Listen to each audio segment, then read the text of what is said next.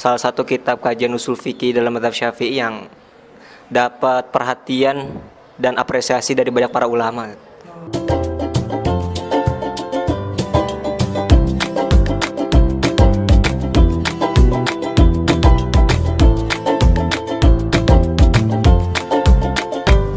Maktabatuna Temboro. Assalamualaikum Raffi. Waalaikumsalam Sanugrah. Gimana kabarnya? Alhamdulillah baik-baik aja. Sanugrah gimana nih kabarnya? Alhamdulillah sehat juga. Sahabat Maktabatuna, kali ini kita sudah bersama saudara Raffi. Beliau merupakan santri yang berprestasi di Pondok Pesantren Al-Fatah ini. Beliau juga termasuk santri yang menghafal Al-Quran 30 juz. Akan tetapi sahabat Maktabatuna, kali ini kita tidak membahas tentang bagaimana cara menghafal Al-Quran yang baik. Mungkin nanti di pertemuan atau di segmen berikutnya. Kali ini kita mau membahas atau mereview kitab yang dipelajari di Pondok Pesantren Al-Fatah, yaitu kitab Ziyadatul Ibarah, yaitu Syarah Waraqat. Untuk itu mari kita tanya-tanya sedikit bersama saudara Raffi. Udah siap? Insya Allah enjoy-enjoynya Tat. Ya. Kita relax aja di sini, nggak usah terlalu tegang ya kan?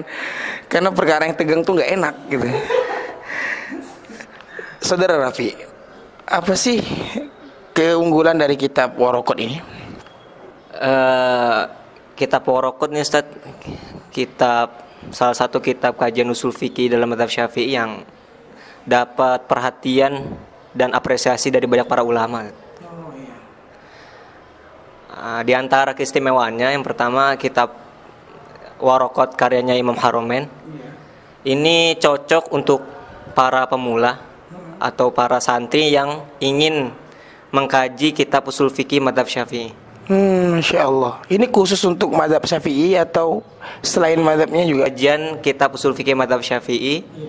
Akan tetapi yang istimewanya Sanugrah, ini walaupun mazhab Syafi'i, walaupun yang ngarang Imam Haramain bermadzhab Syafi'i, akan tetapi kitab Waraqat dipakai di berbagai mazhab. Kan umumnya kitab mazhab, kalau mazhab Syafi'i ya dipakai mazhab Syafi'i aja lah. Mazhab lain ya ngapain nih pakai mazhab Syafi'i kok. Di antara keistimewaannya juga, walaupun ini dicocok untuk para pemula, orang yang levelnya menengah bahkan ke atas pun gak akan rugi mengkaji kitab Waraqat ini, karena dia tetap dapat istifadah yang banyak ketika membaca Waraqat. Makanya di pesantren kita kan, kenapa nggak ditaruh di kelas 4 diniyah aja? Padahal kan ini kitab pemula, malah ditaruh di kelas 6 diniyah. Ya karena gitu, mungkin di antara alasannya ini nggak hanya cocok para pemula, tapi cocok untuk level menengah dan ke atas. Masya Allah. Ada berapa sih keunggulannya di dalam kitab?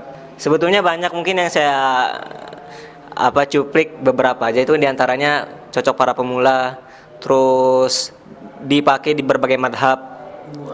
Di antara keistimewaan juga,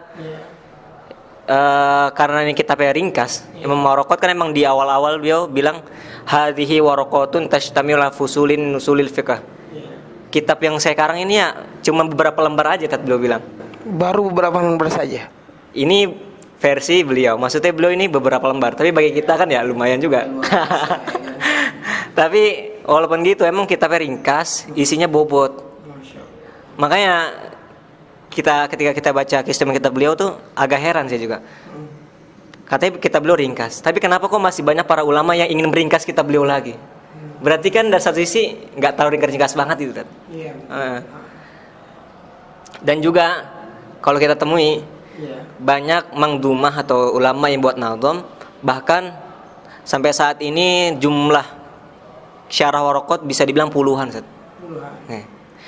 Ya diantaranya Ziyadatul Ibarat ala Syarhi Waraqat yang kita review ini. Ini kitab Ziyadatul atau kitab Waraqat ini dikarang oleh siapa? Imam Haramain, nama asli beliau Al-Imam Abdul Malik bin Abdullah bin Yusuf bin Abdullah. Jadi beliau salah satu ulama yang sangat istimewa. Beliau lahir tahun 419 Hijriah dan beliau dilahirkan dari keluarga seorang ulama. Ayah beliau namanya Abdullah bin Yusuf, seorang pakar fikih dan dijuluki sebagai Ruknul Islam, pilar Islam. Dan juga termasuk ayah beliau Syekh Abdullah bin Yusuf termasuk salah satu ulama yang sangat produktif dalam menulis.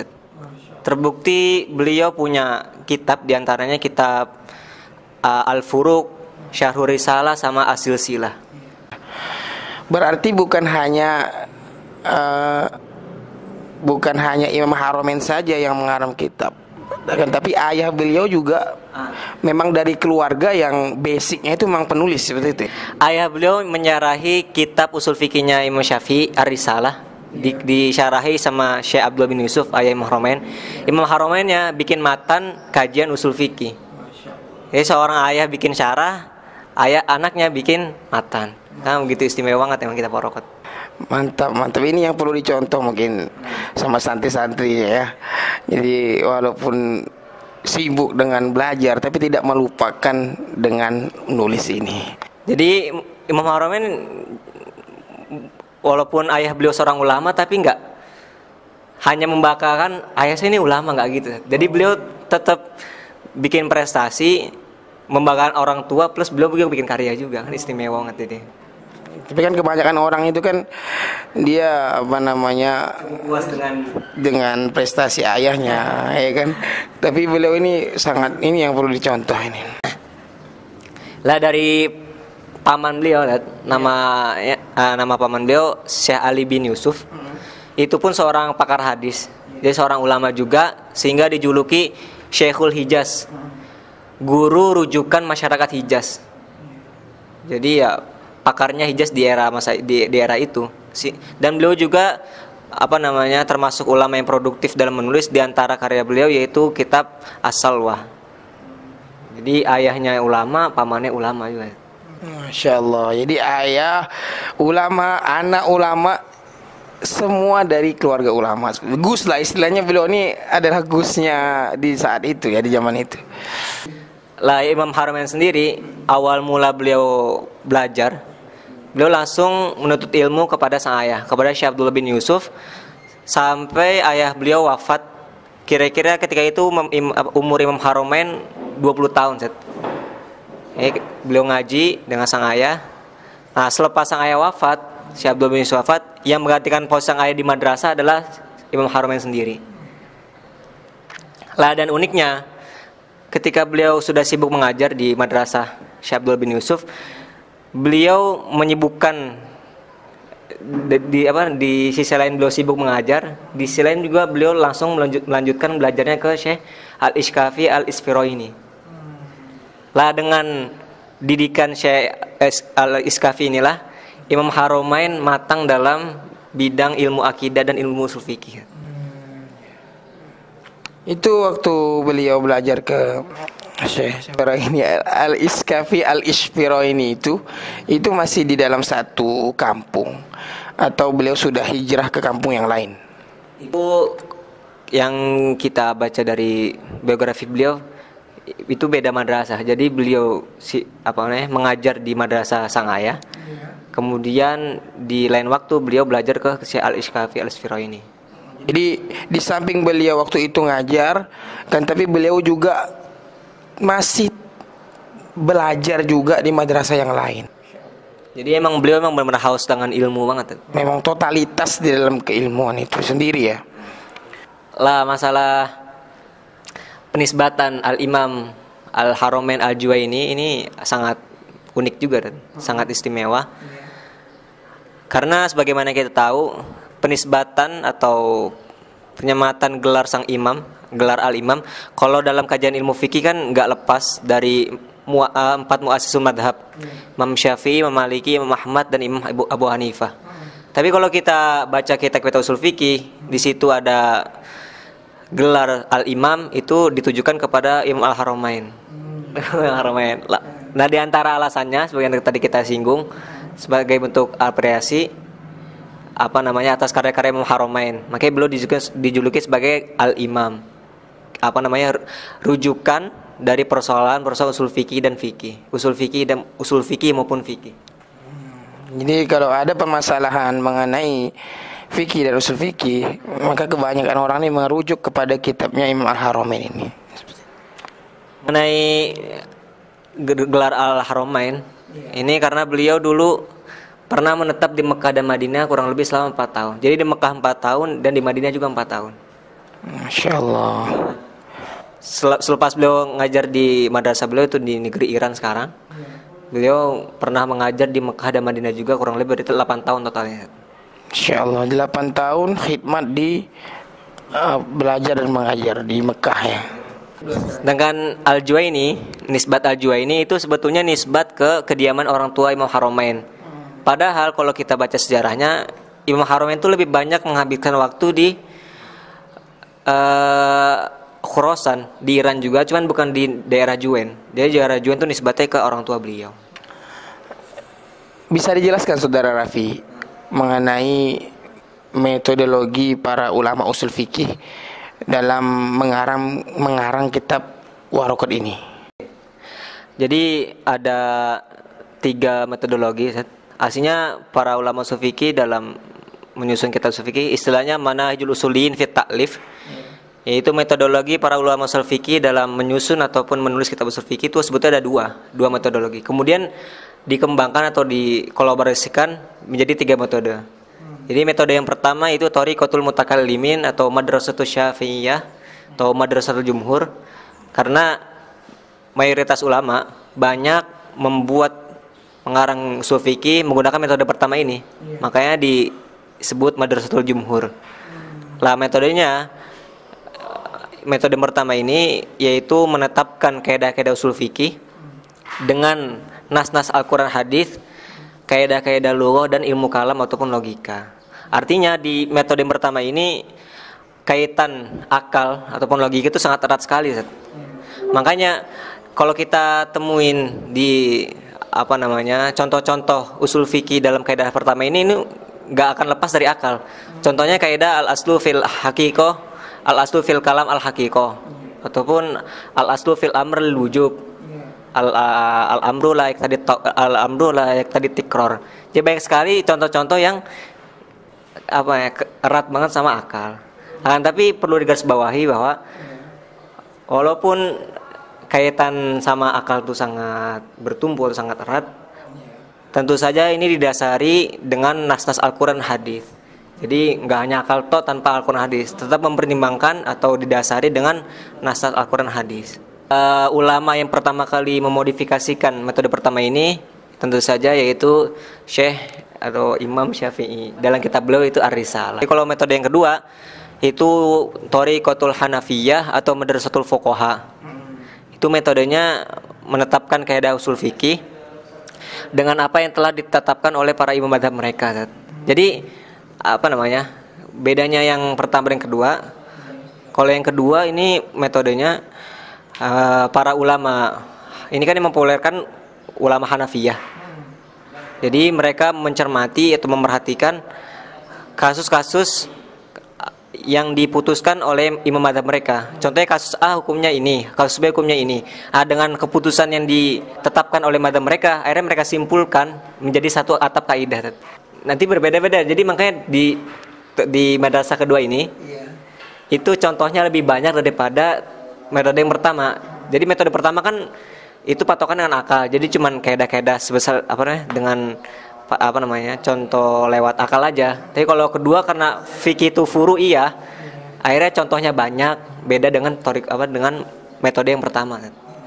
Nah, adapun ulama yang memperkerasai metode yang pertama ini itu ulama Ahnaf.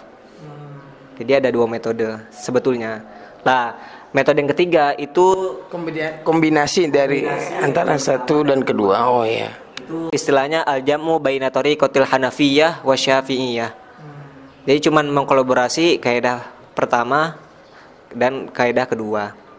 Lah itu mereka metodenya sama juga menetapkan kaidah-kaidah usul fikih dengan dalil, kemudian diimplementasikan atau diterapkan dalam furu'ul fiqhiyah. Saudara Raffi, tadi kan sudah dijelaskan tentang keunggulan kitab Waraqat, kemudian biografi singkat mengenai Imam Haramain, kemudian metodologi para ulama dalam menyusun kitab Waraqat ini. Lalu ini mungkin pertanyaan terakhir yang saya sampaikan. Lalu apa keistimewaan dari kitab Ziyadatul Ibarah ini? Ini diantara keistimewaannya Ustadz, kitab Ziyadatul Ibarat yang dikarang oleh Gus Hasan Bigi Surabaya. Sebetulnya perlu kita ketahui bahwa beliau termasuk salah satu ulama yang sangat produktif dalam dunia penulisan. Terbukti beliau pernah menulis atau terbukti beliau mempunyai karya tulis jumlahnya 40 sampai 50 kitab dan buku. 40 sampai 45 dan buku. Lah di antara kitab yang beliau taklek dan beliau syarahi, di antaranya kitab Ziyadatul Afham ala Tariqat Sulam yang menjadi kurikulum pelajaran diniyah kelas 5 sekarang di Pondok Al-Fatah. Di antaranya juga kitab Qasas kelas 3 dan 4, dan yang sekarang ini yang kita review kitab Ziyadatul Ibarat ala Syarhil Waraqat. Jadi beliau ulama Jadi kita mempunyai syarah dari lulusan Al-Fatah Temboro asli. Jadi begitu sangat istimewa dan sangat kita apresiasi sekali, dan kita bisa contoh dari koproduktif beliau dalam menulis. Lah di antara keistimewaannya ini diambil kitab Ziyadatul Ibarat ini diambil dari berbagai macam hasyiah. Cuman yang beliau sebutkan hasyiah atau referensi dari kitab Ziyadatul Ibarat yaitu diantaranya Hasyatun Nafahat karyanya Syekh Ahmad bin Abdul Latif Al-Jawi Asy-Syafi'i, yang lebih masyhur beliau Syekh Khotib Al-Minangkabau. Di antaranya juga Hasyiah Dimyati, salah satu hasyiah yang mensyarahi mensyarahi kitab Jalaluddin Al-Mahalli, salah satu syarah kitab yang sangat populer dalam mazhab Syafi'i. Kitab Waraqat ini banyak yang mensyarahi. Nah, termasuk syarah yang sangat populer, yang sangat masyhur yaitu syarahnya Imam Al-Mahalli. Kemudian syarah Imam Al-Mahalli dihasyahkan, disyarahin lagi oleh Hasyiatud Dimyati. Jadi referensi atau rujukan yang Gus Biki ambil ini betul-betul rujukan yang sangat populer di kalangan para ulama. Berarti menjadikan kitab ini adalah kitab yang sangat-sangat bobot ya. Karena sebagaimana kita tahu, di antara kebobotan dari satu buku ataupun kitab itu kan diambil dari referensi yang bobot juga, ya kan? Sehingga menjadikan satu kitab itu ya menjadi bobot juga. Lah di antara keistimewaan juga ini kitab Ziyadatul Ibarat, hampir di setiap lafadznya Gus Biki kasih taklek, keterangan atau syarah ringkas untuk memudahkan kita gitu dalam memahami kitab Waraqat. Berarti ada lafaz, kemudian di bawahnya ada syarah. Seperti itu ya. Masya Allah, luar biasa ya. Jadi kalau kita baca mungkin kitab Waraqat, ada misalnya pembahasan nasakh. Jadi beliau kan sangat sangat kritis. Akhirnya kita tahu gitu. Ada beliau kasih di antara istimewanya kan beliau kasih perbedaan dari satu ibarat atau sudut pandang dari para ulama. Di antara perbedaan satu ibarat dan ibarat beliau kasih catatan kaki, apa perbedaan nasakh dengan taksis. Ini kan sangat sulit dipahami kalau tidak menggunakan syarah. Jadi beliau jelaskan secara detail di dalam kitab Ziyadatul Ibarah ini. Bisa dikasih contoh nggak, Saudara Raffi, mengenai syarah yang beliau tulis di dalam kitab itu? Sebetulnya banyak Ustadz, diantaranya bedanya am dengan umum, bedanya nadab dengan mangdub, wajib, fardu, hatam, maktub itu bedanya apa. Diantaranya juga nasakh dengan taksis. Mungkin yang kita singgung bedanya nasakh sama taksis saja gitu. Sisanya mungkin bisa dibaca sendiri kan. Iya, tentu itu yang harus dibeli. Di antara perbedaan nasakh dengan taksis yang beliau tulis, kalau nasih sesuatu yang menasakh itu datangnya lebih akhir daripada yang dinasah, daripada yang dihapus. Kalau misalkan kalau misalkan mukhosis itu bisa berbarengan ataupun lebih awal daripada yang ditaksis. Perbedaan nasah dengan taksis. Kalau mukhosis itu hanya mengeluarkan atau mengecualikan daripada yang taksis. Berbeda dengan nasah. Nasah itu dia merevisi hukum, merevisi seluruh hukum, tapi bisa juga merevisi hanya sebagian hukum aja. Jadi kalau misalkan mukhosis itu hanya sebagian, kalau misalkan nasah bisa sebagian, bisa keseluruhan. Di antara perbedaan yang terakhir, nasah itu harus melalui khitabullah, yaitu Al-Quran ataupun hadis. Tapi kalau misalkan taksis nggak bisa khitabullah, dia patokannya atau dalilnya menggunakan ijma, dalil akli ataupun empiris. Terima kasih Saudara Raffi sudah menjelaskan begitu detail mengenai kitab Ziyadatul Ibarah ini. Sahabat Maktabatuna, terima kasih sudah menonton videonya sampai akhir. Dan seperti itulah review kitab pada kali ini. Dan sampai bertemu di review kitab berikutnya. Assalamualaikum warahmatullahi wabarakatuh.